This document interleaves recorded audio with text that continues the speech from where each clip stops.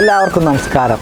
പലരും പലപ്പോഴായിട്ട് എന്നോട് ചോദിച്ചിട്ടുള്ള ഒരു സംശയമാണ്, തിരുനെല്ലി അമ്പലത്തിൽ പോകുന്നതിൻ്റെ മുമ്പേ തൃശ്ശിലേരി പോയി വഴിപാടുകൾ ചെയ്യണോ, അല്ലെങ്കിൽ തിരുനെല്ലി പോയി വന്നതിന് ശേഷം തൃശ്ശിലേരി അമ്പലത്തിൽ പോയിട്ട് കാര്യങ്ങൾ ചെയ്താൽ മതിയോ എന്നൊക്കെയുള്ള സംശയങ്ങൾ പല സമയത്തായിട്ടല്ലേ പല സന്ദർഭങ്ങളിലായിട്ട് ആൾക്കാരെന്നോട് ചോദിച്ചിട്ടുണ്ട്. അപ്പോൾ അതിന് എനിക്കൊരു മറുപടി പറയാനുള്ളത്, നമ്മൾ ഒരു പിതൃകർമ്മം ചെയ്ത് പ്രതിമയും കൊണ്ട് തിരുനെല്ലി പോവുകയാണെങ്കിൽ അതിന് മുമ്പേ തൃശ്ശിലേരി അമ്പലത്തിൽ പോയിട്ട് വഴിപാട് ചെയ്യുന്നത് ഏറ്റവും ഉത്തമമാണ്.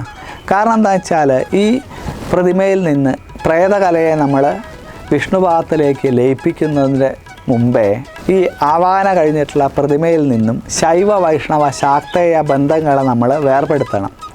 അങ്ങനെ ശൈവ വൈഷ്ണവ ശാക്തേയ ബന്ധങ്ങളെ വേർപെടുത്തിയിട്ട് ശൈവായിട്ടുള്ള ബാധയും കൊണ്ട്, അല്ലെ ഒരു ചന്ദ്രക്കലയിലേക്കാണ് ആവാഹിച്ചത്, അല്ലെ ഒരു നാണയത്തിലേക്കാണ് ആവാഹിച്ചത്, അതും കൊണ്ടാണ് നമ്മൾ തിരുനെല്ലിക്ക് പോകുന്നതെന്ന് വെച്ചാൽ അത് തൃശ്ശിലേരി അമ്പലത്തിൽ ഭണ്ണാര സമർപ്പണം നടത്തി അവിടെ ശിവഭഗവാന് മഹാദേവന് ജലധാരയും കൂവളമാലയും പിൻവിളക്കും ഒക്കെ വഴിപാട് ചെയ്തതിന് ശേഷം തിരുനെല്ലി പോയിട്ട് ബലിയിടുകയാണെങ്കിൽ അത് ഏറ്റവും അനുഗ്രഹമായിട്ട് നമ്മളെ കുടുംബത്തിലേക്ക് മാറും. ആ തരത്തിൽ ചെയ്താൽ അത് ഏറ്റവും ഉചിതമാണ്.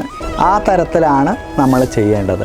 അപ്പോൾ അങ്ങനെ ചെയ്യുമ്പോഴാണ് അതിൻ്റെ കറക്റ്റ് ഒരു ദേവീ ദേവന്മാരുടെയൊക്കെ അനുഗ്രഹത്തിന് പാത്രമായിട്ട് തീരുകയും ചെയ്യുക. അപ്പോൾ എപ്പോഴും തിരുനെല്ലി പോകുന്നവർ ശ്രദ്ധിക്കേണ്ടത്, ആദ്യം തൃശ്ശിലേരി പോയിട്ട് മഹാദേവൻ്റെ അനുഗ്രഹം വാങ്ങിയിട്ട് തിരുനെല്ലി പോകുന്നത് തന്നെയാണ് ഉത്തമം. പിന്നെ ഇതിലൊരു കാര്യം എനിക്ക് പറയാനുള്ളത്, പ്രതിമയും കൊണ്ടുപോകുന്നവരാണെങ്കിൽ പ്രതിമ ഒരിക്കലും ആ ഒരു പ്രതിമ നമ്മൾ പുറത്ത് സൂക്ഷിച്ചതിന് ശേഷമേ തൃശ്ശിലേരി അമ്പലത്തിൽ പോകാൻ പാടുള്ളൂ. കാരണം അത് അവിടുത്തെ മഹാദേവൻ്റെ ചൈതന്യത്തിന് ലോപം വരും.